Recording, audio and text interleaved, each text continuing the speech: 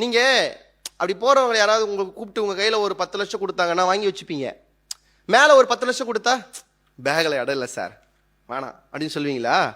கொடுங்க பரவாயில்லன்னு வாங்கி வச்சுப்பீங்க. இன்னொரு 10 லட்சம் கொடுத்தா ஐயோ இடம் இல்லைங்க வேணாங்க வெயிட்டா இருக்கும் சொல்லுவீங்க, வாங்கிப்பீங்க. இப்போ வராது ஒருத்தர் 5 சவரம் நகை கொடுக்குறாரு, வாங்கி போட்டுக்கிறீங்க. இன்னொரு 5 சவரம் கொடுத்தா தங்கத்தை மேலாம் ஆசை இல்லைங்க, கழுத்துக்கு இதுவே அழகா இருக்கு போதுங்கன்னு சொல்லுவோம், எடுத்து போட்டுப்போம். அம்பாள் விக்கிரகம் மாதிரி போட்டுன்னு கூட சுத்துவோம். நமக்கு அதுல எந்த விதமான காம்ப்ரமைஸும் பண்ணிக்க மாட்டோம். ஆனால் உங்களை கூப்பிட்டு உட்கார வச்சு இலை போட்டு சாப்பாடு போட்டு சாப்பிட்டு முடிச்ச உடனே திரும்ப உட்காந்து சாப்பிடுங்கன்னு இலை போட்டா உட்காந்து சாப்பிடுவீங்களா?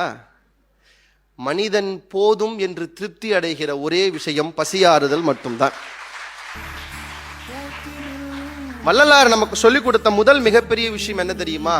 இந்த உலகத்தில் எல்லோருக்கும் 2 விஷயம் பொதுவானது. அது புழுவுக்கோ பூச்சிக்கோ பல்லிக்கோ நாய்க்கோ நமக்கோ 2 விஷயம் மிக பொதுவானது. ஒன்று, எல்லா உயிர்களுக்கும் பசிக்கும், எல்லா உயிர்களும் மரணம் வரும். இது 2த்துக்கும் பொதுவானது.